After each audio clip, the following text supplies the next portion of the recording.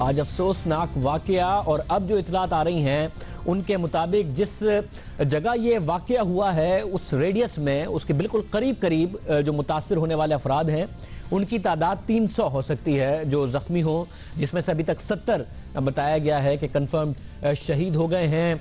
50 के बारे में डीआईजी साहब थोड़ी देर पहले कह रहे थे कि वो बहुत ज़्यादा क्रिटिकली इंजर्ड हैं। इस वक्त हमारे नुमाइंदा हमारे साथ मौजूद हैं, हम मजीद मालूम करते हैं अली नईम से जो बिल्कुल इस वक्त मज़ार में मौजूद। अली नईम, बहुत शुक्रिया, आपकी बात हुई है डीआईजी साहब से, वो क्या कह रहे हैं इस वक्त ज़ख्मियों की तादाद के हवाले से और शहीद होने वालों की तादाद के हवाले से? जी शाहज़ेब, हमारी अभी डीआईजी हैदराबाद खादिम हुसैन रिंद से बात हुई थी, तो उनका यही कहना था कि जो शहीद हुए हैं उसके अंदर हम अभी ये इस बात को आइडेंटिफाई नहीं कर सकते हैं कि उसके अंदर कितने शहीद हुए हैं। यानी कि उनका कहने का मकसद है कि शहीद होने वालों के अंदर ख़वातीन की तादाद क्या हो सकती है, बच्चों की तादाद क्या हो सकती है, मर्दों की तादाद क्या हो सकती है, क्योंकि मज़ार के अंदर बैक वक्त मर्द, ख़वातीन, बच्चे सभी मौजूद थे। और उनका यही कहना था कि मज़ार के आते में जिस मकाम के ऊपर ये खुदकश हमला हुआ है, यहाँ पर बैक वक्त तकरीबन 300 के करीब अफराद यहाँ पर मौजूद होते हैं और आज यहाँ पर थे, और एक अंदाज़ा है कि तकरीबन सब इस ब्लास्ट से मुतासिर हुए हैं। इसके साथ ही साथ जो लेटेस्ट अपडेट हमें मिली है, तो डीआईजी हैदराबाद का यही कहना था कि सीसीटीवी फुटेज हासिल कर ली है, उन्होंने देखी भी है, लेकिन वो हमसे फ़िलहाल शेयर नहीं कर सकते हैं। उनका यही कहना है कि उस सीसीटीवी फुटेज की मदद से फुटप्रिंट देखे जाएंगे। मुख्तलिफ जो सीसीटीवी कैमरास लगे हुए हैं मज़ार के कुर्ब जवार के अंदर, ये देखा जाएगा कि कौन से फुटप्रिंट्स थे, कहां से आया, कौन बंदा था, उसको शनाख्त करने की उससे कोशिश की जाएगी। इसके साथ ही साथ अभी हमें हमारे ज़राए ने ये इत्तला भी दी है कि वज़ीर आला सिंध सैयद मुराद अली शाह अब से थोड़ी देर बाद सेहवन यहाँ पहुँचने वाले हैं और एक्सपेक्टेड है कि वो ये मज़ार का दौरा भी करेंगे। अगर मैं आपको यहाँ पे ये भी दिखा सकता हूँ कि इस वक्त जो सूरत हाल है मज़ार के अंदर, यहाँ पर अंधेरा है, तकरीबन लाइटें बंद हैं, साइड के अंदर लाइटें जल रही हैं, बिजली मौजूद है, लेकिन सूरत हाल जो है इंतहाई अफसरदा है। यहाँ पर जो है लोग अभी भी बाहर खड़े हुए नारेबाजी कर रहे हैं। अगर हमारे कैमरामैन काजी शकील आपको दिखा सकें तो ये वो अहाता है जहाँ से हो सकता है कि यहाँ से खुदकश हमलावर गुजर के ये सामने जो दरवाज़ा है जहाँ पर रश देखा जा सकता है, तो इस दरवाजे के अंदर दाखिल होने के बाद ये ब्लास्ट किया गया। जिस वक्त ये ब्लास्ट किया गया वहाँ पर तकरीबन कोई 300 के करीब अफराद थे। यहाँ पर ये भी देख सकते हैं कि यहाँ पर ये सारा का सारा फर्श जो है ये खून आलूद हुआ है, और अंदर के मनाजिर तो ऐसे हैं जो कानून नाफिज करने वाले इदारे के जो अहलकार हैं वो अंदर नहीं जाने देते हैं। उनका यही कहना है कि जो अंदर के जो मनाजिर हैं वो इंतहाई दिल खराश हैं, उसको फ़िलहाल नहीं देखने की इजाज़त दी जा सकती। और उसकी एक अहम वजह यह भी है कि जो फॉरेंसिक के हवाले से जो सैंपल्स कलेक्ट करने हैं, कोई ऐसे शवाहिद ना कोई उनसे मिस ना हो जाए, इसी वजह से ये सारे के सारा सारे मज़ार को जो है वो सील किया हुआ है। लोगों के यहाँ पर सामान इस वक्त बिखरा हुआ है, इंतहाई जो है वो पुरसोग यहाँ पे सोग की सी कैफियत है। लोग यहाँ पर खड़े हुए हैं और सारी सूरत हाल को देख रहे हैं। जो मुश्तइल होते हैं, जिन्हें गुस्सा आता है, वो यहाँ पर नारेबाजी भी करने लगते हैं। जी बहुत शुक्रिया अली नईम। और जैसा कि बता रहे हैं कि जिस जगह वो खड़े हैं वो फर्श, हालांकि वहाँ पर नहीं हुआ धमाका अंदर हुआ, खुदकश हमलावर ने अंदर किया जाकर, मगर वहाँ पर भी फर्श पर खून ही खून है। और इस वक्त जो सूरत हाल है और अंदर के मनाजिर ना तो हम आपको दिखा सकते हैं, ना ही सिक्योरिटी के इदारे अंदर के मनाजिर जाने दे रहे हैं। वो कह रहे हैं इंतहाई दिल खराश मनाजिर हैं। 300 अफराद के लगभग लोग वहाँ पर मौजूद थे, इसलिए इस बात की इजाज़त नहीं कि अंदर जाया जाए। मगर सीसीटीवी कैमरा डीआईजी साहब खुद कह रहे थे कि मौजूद है और सारी की सारी फुटेज भी होगी, जिसके बाद अंदाज़ा लगाया जाएगा कि यह खुदकश हमलावर कौन था। मगर जिस रास्ते पर इस वक्त अली नईम मौजूद हैं, इसी रास्ते से वो कह रहे हैं कि मुमकिन तौर पर वो दाखिल हुआ। इस वक्त पुलिस और रेंजर्स ने पूरा कंट्रोल संभाला हुआ है, मगर लोग एहतजाज कर रहे हैं, प्रोटेस्ट कर रहे हैं। और मुराद अली शाह साहब थोड़ी देर में अपने ही शहर सेवन पहुंच जाएं। हमारे साथ शहजाद चौधरी साहब और सलीम साफ़ी साहब मौजूद हैं, उनसे भी बात करते हैं। शहजाद चौधरी साहब, ज़ाहिर है अब दाइश के हवाले से जब बात हो रही थी और ख़ित्ते को अगर मिलकर इससे निमटना है, तो अभी तो ये इल्ज़ाम है कि अफ़गानिस्तान पाकिस्तान पर लगा रहा है, पाकिस्तान भारत और अफ़गानिस्तान पर लगा रहा है कि उनकी एजेंसियां कर रही हैं। ये इस ख़तरे से कैसे निपटा जाए जब दाइश ने अफ़गान हुकूमत और अफ़गान तालिबान दोनों को ही वहाँ पर बहुत बड़ा चैलेंज दिया और अपने फुटप्रिंट, अपने कदम जमाने की कोशिश की है वहाँ पर अफ़गानिस्तान में? देखिए, पहली बात तो यह है कि इसमें कोई शक नहीं कि अफ़गानिस्तान की ज़मीन इस्तेमाल हुई है। अब अफ़गानिस्तान की ज़मीन किसके कहने पे इस्तेमाल हो रही है वो बड़ा सवाल है। और उसका मकसद क्या है, इसको हमें समझने की ज़रूरत है। देखिए, जो उसके जो भी है, मिसाल के तौर पे अगर दाइश भी है या एनडीएस और रॉ मिल के ये कर रहे हैं, तो उनके जो कारिंदे हैं, जो उनके फुट सोल्जर्स हैं, वो ये 2-3 ग्रुपों के अंदर शामिल हैं, जिनका के जिक्र साफ़ी साहब ने आपके प्रोग्राम के पहले हिस्से में किया। पाकिस्तान को ये देखना है कि अगर ये दाइश का एक असर है, दाइश ने इसकी जिम्मेदारी कबूल की है, दाइश ने बलूचिस्तान में जो कुछ चंद माह पहले या चंद हफ्ते पहले जो एक अटैक हुआ था उसकी जिम्मेदारी कबूल की, कई मरतबा बीच में कोयटा के अंदर या बरान में कुछ होता है तो लश्कर जंग भी कुछ एक्सेप्ट कर लेता है, कहीं तरीके तालिबान आ जाती है, कहीं अहरार आ जाता है। ये सब के सब अगर आपको एक लड़ी में पुरोए नज़र आते हैं तो फिर इसका मतलब ये है कि इसकी जो साजिश है वो गहरी है और उसका मकसद ज़्यादा गहरा है। उसको हासिल करने के लिए जाहिर है कि अगर हम ये तवक्को करें कि अफगानिस्तान अपनी कैपेसिटी में रहते हुए वो ये करे, चाहे दाइश उसके लिए भी खतरा है, तो मेरा ख्याल है कि अफगानिस्तान तो अभी तक ये साबित कर सका कि वो अफगान तालिबान और अमेरिका की अफवाज के साथ मिलकर भी उनका मुकाबला नहीं कर पाए। चे जाएगा कि वो दाइश के असरात के नीचे, बढ़ते हुए असरात के नीचे जो उनके फुट सोल्जर्स डेवलप हो रहे हैं, उनके लिए कोई उनके बारे में कुछ कर सके। तो मेरा ख्याल है कि हम इसको रीजनल लेवल के ऊपर, उसमें भारत भी शामिल होना चाहिए, क्योंकि दाइश फिर पाकिस्तान में रुकने वाला नहीं है। इसका और अलकायदा का फ़र्क करना पड़ेगा। यानी दाइश का मतलब एक उम्मत मुस्लिमा है जिसमें खिलाफत लेके आनी है। अलकायदा तो अमेरिका के साथ जंग कर रहा था इसराइल की कॉन्टेक्स्ट में। तो इन दोनों का जब फर्क देखते हैं तो फिर वो पाकिस्तान में नहीं रुकेगा असर, खुदा न खास्ता अगर यहाँ तक आता है, फिर भारत भी शामिल होगा, फिर इंडोनेशिया तक मामला जाएगा। अगर इस किस्म की चीज़ है तो फिर तो जाहिर है कि खत्ते के ममालिक को इसका हिस्सा बनना पड़ेगा और पाकिस्तान को बढ़ के अपनी हैसियत से, यानी अपनी हदों से भी आगे बढ़ के कोई ऐसा एक्शन करना है कि इन कारिंदों को, इन एहलकारों को खत्म किया जा सके, एलिमिनेट किया जा सके। पाकिस्तान ये याद रखें, क़यादत को क्या करना चाहिए उस पर आने से पहले अब ये अहम मामला और अपने नाज़रीन को बताते चलें कि अभी तक दावा किया है दाइश ने कि आज का हमला उन्होंने किया, ये जो 7 में हुआ है, एक अफसोसनाक वाकया जिसके कॉन्टेक्स्ट में बात हो रही है कि दाइश कि अपने कदम जमाने की कोशिश कर रहा है। और सलीम साफ़ी साहब, सीरिया में, शाम में सख्त कार्रवाई हुई है, वहां पर कदम उखड़े हैं दाइश के, और इराक में मोसल पर बहुत ज़्यादा उनका कंट्रोल था, उन पर तो हुकूमत कायम कर चुके थे, वहां पर भी इराकी फोर्सेस की तरफ से बहुत कार्रवाई हुई है और आहिस्ता आहिस्ता इराकी फोर्सेस ने वहां पर भी दाइश के खिलाफ कंट्रोल हासिल किया है। तो अगर वहां से कदम उखड़ते हैं और आप भी इस खतरे को महसूस कर रहे हैं कि वो कदम कहीं और जमाना चाहती है, क्या किया जा सकता है दाइश को रोकने के लिए, उसके फुटप्रिंट को रोकने के लिए? मेरे ख्याल में अफ़गानिस्तान के हालात के मुज़र असरात से बचने का तरीका भी यही है, दाइश के ख़तरे से बचने का तरीका भी यही है कि हम अपने घर को दुरुस्त करें। देखिए, हमारे सामने एक मिसाल है ईरान की। ईरान का बॉर्डर भी इसी अफ़गानिस्तान से लगा हुआ है, ईरान में भी रिफ्यूजीज़ गए हुए थे, दूसरी तरफ इराक़ में ये सब कुछ हुआ। अमेरिका जैसी क़ुव्वत के साथ भी उसकी दुश्मनी थी, अमेरिका आके एक तरफ अफ़गानिस्तान में बैठ गया, दूसरी तरफ इराक़ में बैठ गया। लेकिन जब ईरान के अपने इंटरनल गवर्नेंस का सिस्टम मजबूत था तो ईरान पे वो असरात मुरतब नहीं हो सके जो कि पाकिस्तान पे मुरतब हुए। अब ये बहुत सारी चीज़ें, दो रास्ते थे हमारे पास कि या तो ये कि हम अफ़गानिस्तान को मैनेज कर लेते, अफ़गानिस्तान के साथ हमारे ताल्लुकात इतने खुशगवार हो जाते कि हम दोनों मिल के अफ़गानिस्तान को स्टेबल कर लेते ताकि अफ़गानिस्तान दाइश, अलकायदा या TTP या इस तरह की क़ुव्वतों का मरकज़ ना बनता। दूसरा ये हो सकता था हमारे पास रास्ता कि हम अपने बॉर्डर को मैनेज कर लेते और अपने मुल्क को मैनेज कर लेते। अब मसलन हर चीज़ के लिए ये शहजाद साहब ठीक रहे कि अफ़गानिस्तान को ब्लेम करना, मसलन फाटा रिफॉर्म से या फाटा के मर्जर से क्या हमें अफ़गानिस्तान ने रोका है? नेक्टा को फ़ाल करने से क्या अफ़गानिस्तान या NDS ने हमें रोका है? नेशनल एक्शन प्लान में जुडिशरी के रिफॉर्म करने का वो था, क्या उससे हमें अफ़गानिस्तान ने रोका है? क्या जो बाकी इक़दाम तजवीज़ किए गए थे, सेक्टेरियन ऑर्गेनाइजेशन के ख़िलाफ़ इक़दाम थे, क्या उससे हमें उसने रोका है? फिर पाकिस्तान के अंदर जो दहशत गर्दी है, इसकी एक वजह यह भी है कि मुख्तलिफ इस्लामी ममालिक भी यहाँ अपने अपने फ़िरक़ों के ज़रिए प्रॉक्सी वार लड़ रहे हैं। उसको क्या हमने शटअप कॉल दी है, हमने मुल्क के अंदर उसको ख़त्म कर दिया है? तो दो रास्ते हैं कि या तो हम अपने मुल्क के अंदर, हमारे मुल्क में इस वक्त इस रियासत का कोई एक्शन प्लान ही नहीं है, हमारा सिर्फ और सिर्फ रिएक्शन प्लान होता है।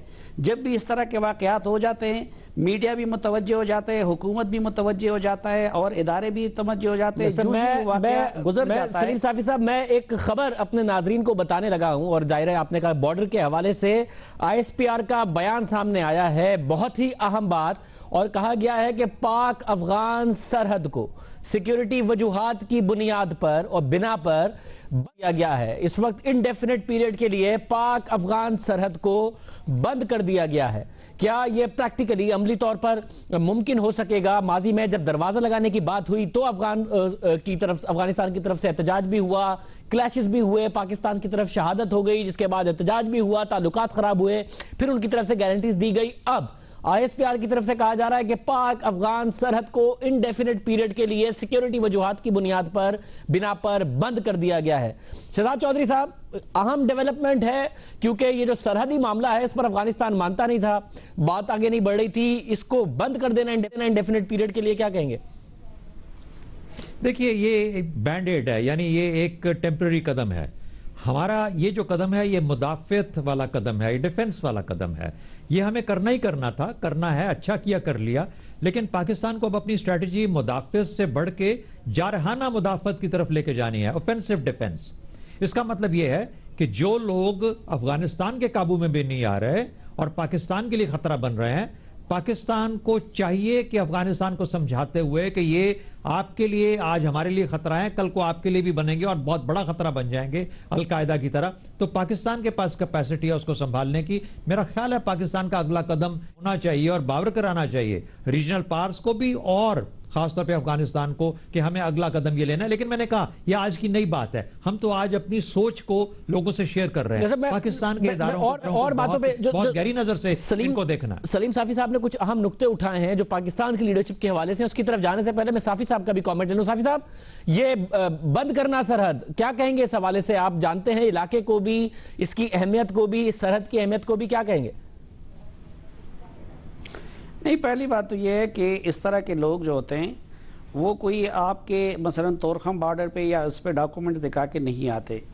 दूसरी बात यह है कि इससे ज़्यादातर आम अफ़गानी और रिफ्यूजी सफ़र होते हैं। जिन लोगों को आपने वीज़ा दिया हुआ होता है तो उस मुल्क का फिर ये फ़र्ज़ बनता है कि वो उनको रास्ता भी दे दे। फिर ये कि इस वक्त हमें एक ज़्यादा शिकायत यही है कि अफ़गानों को का रुख वो इंडिया की तरफ और ईरान की तरफ हो रहा है। अब एक तरफ मसलन कल बहुत सारे लोग हैं जो इलाज के लिए भी पाकिस्तान पे उनका इन्हिसार है और पाकिस्तान की तरफ देखते हैं।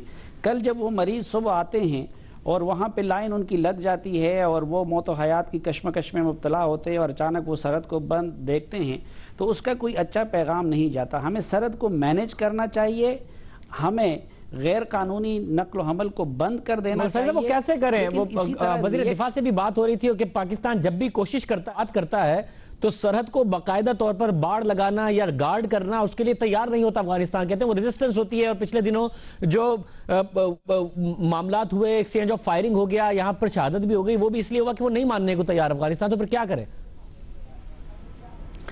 ये तो इस मुल्क का एक दूसरा अलमिया है कि ना हमारे वज़ीर दिफा को उन सरहदों का इल्म होता है, ना वज़ीर दाखिला को इन सरहदों का इल्म होता है। अब हम जैसे तालिब इल्म तो चीख रहे हैं। मैं मसलन 2003 से ये डिमांड कर रहा हूँ कि हमें बॉर्डर मैनेजमेंट की तरफ तवज्जो देनी चाहिए। अब वज़ीर दिफा की इतला के लिए ये अर्ज़ है कि अगर वो वाक़या हो भी गया लेकिन उसके बाद वही तोरखम बॉर्डर पे गेट लग गया, इस वक्त तोरखम बॉर्डर पे डॉक्यूमेंट्स के बगैर और इमिग्रेशन किए बगैर कोई दाखिल नहीं हो सकता। उस तोरखम बॉर्डर पे आज भी सुबह वाघा बॉर्डर की तरह पाकिस्तान का फ्लैग लहराया जाता है, वहाँ पे सलामी होती है, ये सब कुछ होता है। और बॉर्डर मैनेजमेंट का ये लोग गलत मतलब ले रहे हैं। उस तरह तो ईरान के साथ भी पूरा बॉर्डर हमारा फेंस नहीं है, उस तरह तो चीन के साथ भी हमारा बॉर्डर फेंस नहीं है। लेकिन अगर आप नादरा के ज़रिए इन चीज़ों को इंश्योर करा दे कि डॉक्यूमेंट्स के बगैर यहाँ किसी को रहने नहीं दिया जाएगा तो मेरे ख्याल में ये मामलात हल हो सकते हैं। इसकी ऐसी बात नहीं है। पिछले सालों में हमारी हुकूमत ने बॉर्डर मैनेजमेंट के लिए खुद कितनी कोशिशें की। आपके पास तो बड़े बड़े यहाँ पे मेट्रो और उसके लिए अरबों रुपए होते हैं, लेकिन ज़रा उनका हिसाब तो लगा लीजिए कि बॉर्डर मैनेजमेंट की तरफ हमारी हुकूमत ने कितना फ़ंड मुख्तस कर दिया है। और साहब, मैं शहजाद चौधरी साहब, इसके साथ जो दूसरे मामलात उठाए सलीम साफी साहब ने, वो कि फाटा को बाकायदा तौर पर मेन स्ट्रीम लाने से किसने रोका है? हुकूमत की अपनी सियासत, सियासी जमातें, सियासी इत्तेहादी, सियासी मजबूरियां, ये सारे के सारे मामलात। और फिर ज़ाहिर है जहां सियासी जमातों की सियासी मजबूरियां, वहां हमें दूसरा भी नज़र आया है कि उस तरीके से जो सेक्टेरियन मामला है या सेक्टेरियन हेट स्पीच का मामला हो, दूसरे मामलात हो, उस पर उस तरीके से नहीं हुआ। अगर नेशनल एक्शन प्लान था, उसकी बहुत सारी शिकों पर अमल नहीं हुआ। पिक एंड चूज है, जिसको फाटा में मेन स्ट्रीम में लाना हो, या हर किस्म की मिलिटेंसी और मिलिटेंट माइंडसेट और एक्सट्रीमिज्म के खिलाफ और हेट स्पीच के खिलाफ हो, वो वाला एक वाज़ेह पॉलिसी नहीं है रियासत की।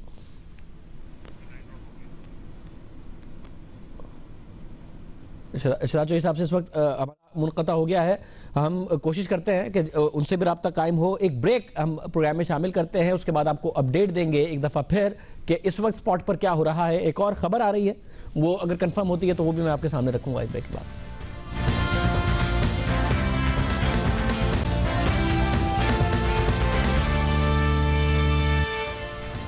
दहशतगर्दों की हालिया कार्रवाइयों से कोई महफूज ना रहा। पुलिस एहलकार, फौजी जवान, लेवीज एहलकार, बम डिस्पोजल स्क्वाड के एहलकार, मीडिया, जजेस और मुकद्दस मकामात, कोई बड़ा शहर महफूज ना रहा। कराची, लाहौर, कोयटा, पेशावर में पैदर पे दहशतगर्दी हुई है। और हम आपको बता रहे हैं कि अभी वजीर आला सिंध और आईजी सिंध पहुंचने वाले हैं 7, और वो हेलीकॉप्टर के जरिए गए हैं, कुछ देर में पहुंच जाएंगे। तो हम कोशिश करेंगे कि वजीर आला और आईजी दोनों से हमारी बात भी हो जाए, या वहां इस वक्त जो माहौल है वो भी आपके सामने रखते हैं। लेकिन जो सवाल था वो शहजाद चौधरी साहब मैं आपके सामने रख देता हूं कि पाकिस्तान के जो अपने मसाइल हैं, खित्ते के मसाइल के अलावा फाटा को मेन स्ट्रीम में लाने से, मर्ज करने से सियासी मजबूरियां आ जाती हैं। इसके अलावा जो कहीं ना कहीं पिक एंड चूज की पॉलिसी नजर आ जाती है, सेक्टेरियन मामले में कुछ ना कुछ नजर आ जाता है, अगर कोई प्रॉक्सीज खेली जा रही है पाकिस्तान में। इस पर किस तरीके से सख्ती की जाए कि रियासत और रियासती इदारे और हुकूमत और सियासी शख्सियात सबको एक ही आंख से देखेंगे जी पाकिस्तान को हर किस्म की टेररिज्म और एक्सट्रीमिज्म से हमने अब निजात दिलानी है, यह फैसला कर जी। शाह साहब, लीडरशिप को हर लेवल पे, चाहे वो सियासी लीडरशिप है, फौजी है या सूबाई है, और सूबाई लेवल के ऊपर फिर जो लॉ एनफोर्समेंट एजेंसीज की लीडरशिप है, इन सबको जागना पड़ेगा। ये पिछले 2-2.5-3 माह का जो बीच में गैप आया है, जिसमें गालिबन ये समझ लिया गया था कि पाकिस्तान को दहशतगर्दी के जो खतरात हैं उसमें बेइंतहा कमी आई है, और गालिबन हमने मुकम्मल नहीं तो बहुत हद तक फतेह हासिल कर ली और उसके ऊपर मुकम्मल काबू पा लिया। मेरा ख्याल है उस कॉम्प्लेसेंसी से निकल के ये याद करना है कि ये लहरें आती रहेंगी, और बहुत ज़्यादा ये देखिए, ये जो परसेप्शन डोमिनेशन के परसेप्शन को कौन डोमिनेट करता है आज के पाकिस्तान के हालात पिछले 4-5 दिनों में, लगता है कि परसेप्शंस पाकिस्तानियों की और दुनिया के और खत्ते के डोमिनेट कौन कर रहा है? वो जो 3 ग्रुप बैठे हैं। अच्छा, ये कभी इजाजत नहीं देनी चाहिए। जब तक आपके लोग सेंटर में खड़े होकर लड़ने के लिए तैयार हैं, आपकी लीडरशिप एक सफ़े पे है और लड़ने के लिए तैयार है और बिल्कुल उस किस्म के इक़दाम ले रही है जो कि ना सिर्फ आपका दिफा करें बल्कि जहां मुमकिन हो वहां पे जाके एक जारहाना कदम भी कर सकें, चाहे मुल्क के अंदर है चाहे मुल्क के बाहर है। मेरा ख्याल है उस किस्म की लीडरशिप की ज़रूरत है, और मेरा ख्याल है आज खड़े होकर वो लीडरशिप नजर आएगी तो लोगों में फिर से वो कुव्वत मुदाफ़त, वो कुर्बानी का जज्बा जो पिछले 4-5 साल या 15 साल से दिखाया, वो फिर से उजागर हो जाएगा। मेरा ख्याल है उसकी कमी कुछ 2-3 हफ्तों, 2-3 माह में, 1.5-2 माह में नजर आ रही थी, उसकी गुंजाइश नहीं है। पाकिस्तान के ऊपर एक और बहुत बड़ा हमला आया है, जैसा मैंने कहा, अगर दाइश का है तो वाकई में एक बहुत बड़ी लहर है, उसको हमें रोकना पड़ेगा और उसको निप इन द बड जैसे कहते हैं, जहां पे एग्जिस्ट करता है वहां पे खत्म करना। बहुत शुक्रिया शहजाद चौधरी साहब और सलीम साफी साहब हमारे साथ थे। और दहशतगर्दी की जो हालिया लहर है वो इतवार को कराची से शुरू हुई। कराची में इतवार 12 फरवरी को पहले पुलिस मोबाइल पर क्रैकर हमला किया गया, फिर समा टीवी की DSNG पर हमले में असिस्टेंट कैमरामैन तैमूर जाँ बहक हो गए, और उसी रात जनूबी वजीरिस्तान में फौजी गाड़ी सड़क किनारे नस्ब बम धमाके से 3 फौजी एहलकार जख्मी हो गए और अगले ही दिन तीनों दम तोड़ गए। पीर 13 फरवरी को लाहौर में पुलिस अफसरान को हदफ बनाया गया। खुदकुश हमले में DIG, SSP समेत 13 अफराद जाँ बहक हुए। इसी तरह कोयटा में बम नाकारा बनाते हुए बम डिस्पोजल स्क्वाड के 2 एहलकार जाँ बहक हो गए, और बुध 15 फरवरी को पेशावर के इलाके हयाताबाद में जजिस की गाड़ी को निशाना बनाया गया और खुदकश हमले में 2 अफराद जाँ बहक हो गए। कल ही मेमन एजेंसी में लेवीज एहलकारों को निशाना बनाया गया और 2 खुदकश हमलों में 5 लेवीज एहलकारों समेत 7 जाँ बहक हो गए। फिर आज बलूचिस्तान के इलाके में बारूदी सुरंग के धमाके में पाक फौज के कैप्टन समेत 3 एहलकार जाँ बहक हो गए। पाकिस्तान में मज़ारों पर दहशतगर्दी का कोई ये पहला वाक़या नहीं। इससे पहले 2 नवंबर 2016 को बलूचिस्तान में शाह नूरानी के मज़ार में खुदकश हमले में 54 अफराद शहीद और 100 से जायद जख्मी हुए।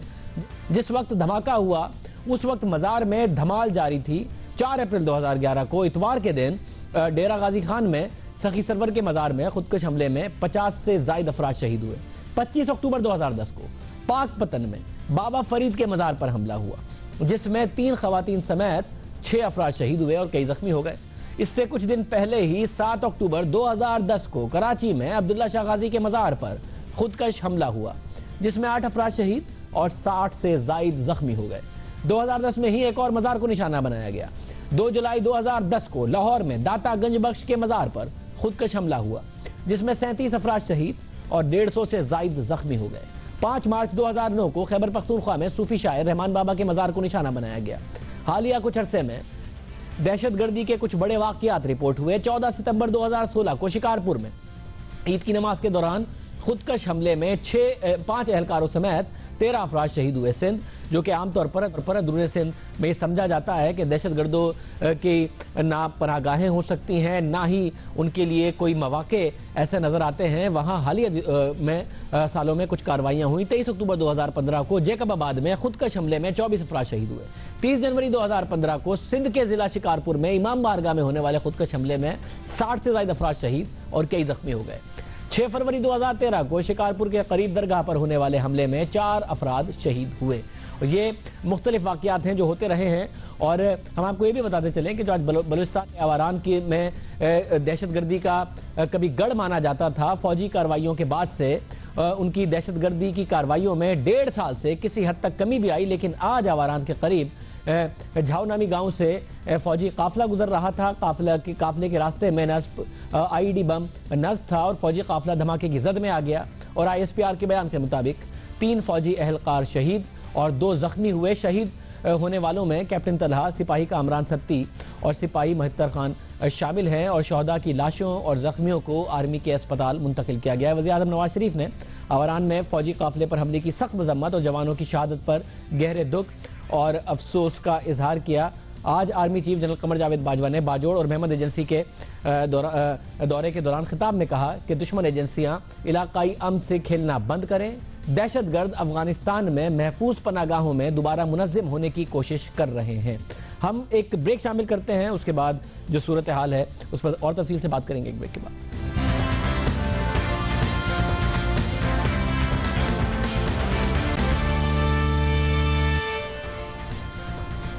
प्रोग्राम में दोबारा खुशामदीद नाज़रीन। और हमारे साथ इस वक्त अली काजी साहब मौजूद हैं। KTN और काविश ग्रुप को ओन करते हैं, एक बहुत अहम शख्सियत हैं, सहाफ़ियाना तौर पर भी सिंध पर गहरी नज़र रखते हैं। अली काजी साहब, बहुत शुक्रिया हमें शो में ज्वाइन करने के लिए। सबसे पहले कुछ हालिया वाक़यात हुए हैं जो जिनकी तफसील हमने आवाम के सामने रखी सिंध में। ये टारगेटेड कार्रवाइयाँ समझी जाएं और आज का भी इंतहाई अफसोसनाक वाक़या भी, या सिंध जो कि सूफियान कराम की ज़मीन समझी जाती है, वहाँ पर वैसे भी समझा जाता है कि जी एक्सट्रीमिज़म जो माइंडसेट है उसके लिए उतनी जगह नहीं है कि वो अपने गढ़ बना सके, वहाँ कहीं ना कहीं लोगों ने जगह बनाई है, या सिर्फ महज टारगेटेड कार्रवाई है आज की कार्रवाई और उससे पहले की कार्रवाई? शाहिद साहब, मैं ऐसे ही समझता हूँ कि ये टारगेटेड हैं। जो शिकारपुर में पहले हुआ या अब जो कलंदर की नगरी में ये हुआ है, जाहिर है इसका जो इमेज है सिंध की धरती का कि ये एक अमूमी तौर पर एक सूफियाना सोच, मिस्टिक सोच रखने वाली सोसाइटी है, उसको उस इमेज को, उस तासुर को मस्क करने की ये कोशिश है। तो मैं नहीं समझता हूँ कि ये कोई उधर का लोकल ये कोई एलिमेंट होता है। ये टारगेटेड हैं। अगर लोकल भी कोई 1-2 उनको मिल जाते होंगे जो ये काम करते होंगे तो मैं नहीं कह सकता हूँ, लेकिन बुनियादी तौर पे ये उस जो इमेज है, जो एक तारुफ है सिंध का कि ये एक सूफिया, जैसे आपने भी फरमाया कि सूफियाओं की धरती है, उसको ये टारगेट करने की कोशिश होती है। और वो अनफॉर्चुनेटली उसमें इतने लोग शहीद हुए इस सारे अमल में। हमने पिछली दफा शिकारपुर में भी देखा, उसके भी ताने बाने हमें कहीं और मिले जाकर।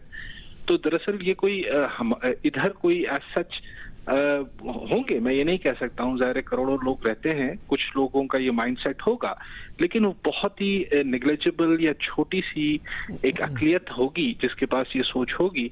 बाय एंड लार्ज अमूमी तौर पर हम इस समाज में इस इंतहा पसंदगी के लिए कोई कबूलियत मौजूद नहीं है, कोई एक्सेप्टेंस नहीं है। ऐसी सूरत हाल में जो टारगेटेड हो और कहीं और से ऑपरेट होते हो लोग, आपको कैपेसिटी नजर आती है सिंध में, सिंध की पुलिस में, लॉ इन्फोर्समेंट में, अंदरूनी सिंध में खास तौर से जो ये वाकयात हो रहे हैं, इन मामलात से निमटने की आपको वो कैपेसिटी दिखती है अगर कहीं बाहर से भी हो रहा है और पूरे पाकिस्तान में ही कार्रवाइयां हुई हैं? शायद वो तो हमने देखा कि वो सिर्फ अंदरूनी सिंध का मामला नहीं है, वो लाहौर का मामला नहीं है, वो पेशावर का नहीं है, वो तो बाय एंड लार्ज ये एक जो मेनस है, ये जो एक अजाब है इस मुल्क पर, वो लंबी बहस हो जाएगी, लंबी गुफ्तगू हो जाएगी कि क्या हमारी पुलिस में वो कैपेसिटी है या नहीं है। हमारी पुलिस में तो खुद सिर्फ कराची को ही जो एक डिफरेंट किस्म की लॉ एंड ऑर्डर को मामलात होते हैं, वहां पर भी हमें दूसरे फोर्सेस की मदद चाहिए होती है। तो ऑब्वियसली पुलिस में तो सिंध क्या अमूमी बिलुमूम सारे मुल्क में पुलिस में तो अभी वो कैपेसिटी नहीं है कि वो ऐसे इतने बड़े जो एक फॉरेन स्पॉन्सर्ड मामलात हैं उनको मुंह दे सके। मैं समझता हूँ पुलिस की कैपेसिटी तो नहीं है। और एक ऐसा शहर अली गाजी साहब जो अहम शहर है जहां उर्स के वक्त लाख लोग भी आ जाते हैं, वहां वैसे भी अरेंजमेंट ऐसे होते हैं कहीं जी भगदड़ ना हो जाए, कोई ऐसे वाकयात ना हो जाए, लोग बीमार ना हो जाएं, तो अस्पताल के इंतजामात, ये वाकया हो गया, एम्बुलेंस ना हो, अस्पताल की कैपेसिटी ना हो, 2-2 घंटे की ड्राइव करके लोग पर्सनल गाड़ियों में लोगों को ले जा रहे हो, ये पूरे सिंध का हाल बयान करता है या सिर्फ एक शहर का जिसका दूसरा वजीर आला है, पहले भी वजीर आला वालिद साहब मुराद अली शाह साहब, अब्दुल्ला शाह साहब रह चुके हैं? देखिए, हॉस्पिटल्स की, हमारी हेल्थ फैसिलिटीज की हालत तो कराची से कश्मीर तक थोड़े फर्क से मुख्तलिफ है। कराची में सिर्फ ये कि प्राइवेट हॉस्पिटल्स हैं, यहाँ पे भी सरकारी हॉस्पिटल्स क्या हाल है। आपको याद होगा कि जब शिकारपुर में सान्या हुआ था तो वहां पर लोग रेड़ों में और ठेलों पर जख्मियों को हॉस्पिटल्स पहुंचाए थे और वहां पर सिंपल ब्लड ट्रांसफ्यूजन नहीं हो सक रही थी, कंपाउंडर लेवल के लोग भी, टेक्नीशियंस नहीं थे वहां पर।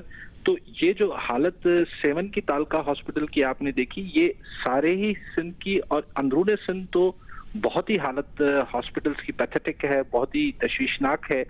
हम तो अगर इन हॉस्पिटल्स को, ये तो बहुत बड़े सानियात हैं और बहुत सारे लोग, इमरजेंसी होती है, अगर सिंपल मलेरिया या फ्लू उधर फैल जाए तो उन हॉस्पिटल्स की तो ये कैपेसिटी नहीं है कि वो कोई सिंपल एक मलेरिया को ही हैंडल कर सकें, या डेंगू भी बड़ी बात कर रहा हूँ, अगर नॉर्मल मलेरिया को भी उन हॉस्पिटल्स में कैपेसिटी नहीं है कि वो हैंडल कर सके। वहाँ डॉक्टर्स की हालत और इक्विपमेंट की हालत और हाइजीन की हालत बहुत ही अफसोसनाक और बहुत ही तशवीशनाक है। तो आपने जैसे फरमाया कि 7 की इस हॉस्पिटल से आप बिल्कुल बिला शक सारे ही सिंध और खास तौर पर अंदरूनी सिंध की हॉस्पिटल्स का अंदाजा लगा सकते हैं। बहुत शुक्रिया अली काजी साहब हमारे साथ मौजूद थे, इस अफसोसनाक वाक़े के हवाले कर रहे थे और सिंध में जो हाल है हॉस्पिटल्स का उसके हवाले से भी बात हो रही थी, पुलिस कैपेसिटी के हवाले से भी बात हो रही थी। अफसोसनाक वाक़या है, इस पर जियो न्यूज़ की रिपोर्टिंग जारी रहेगी। हम न्यूज़ की तरफ चलते हैं और जियो न्यूज़ आपको मज़ीद बताएगा इस वक्त क्या सूरत हाल है, अहम डेवलपमेंट। उसके बाद जैसा कि हमने आपको बताया कि बॉर्डर अफगानिस्तान के साथ बंद कर दी गई है। हमारे पैनलिस्ट थे शहजाद चौधरी साहब और सलीम साफ़ी साहब, उनका ख्याल था कि एक तो ये रिएक्टिव है, दूसरा जो टेररिस्ट हैं वो बाकायदा तौर पर ऑफिशियल अपने डॉक्यूमेंट दिखा के तोरखम की बॉर्डर से नहीं आ रहे होते, तो ज़्यादा ज़रूरत है कि इस पूरे बॉर्डर को इस तरीके से गार्ड किया जाए कि दहशतगर्द किसी भी तरीके से इस लंबे बॉर्डर से पाकिस्तान में ना एंटर हो रहे हों। न्यूज़ की तरफ चलते हैं। इस वक्त ट्रांसमिशन का सिलसिला इस अफसोसनाक वाक़े पर जारी है।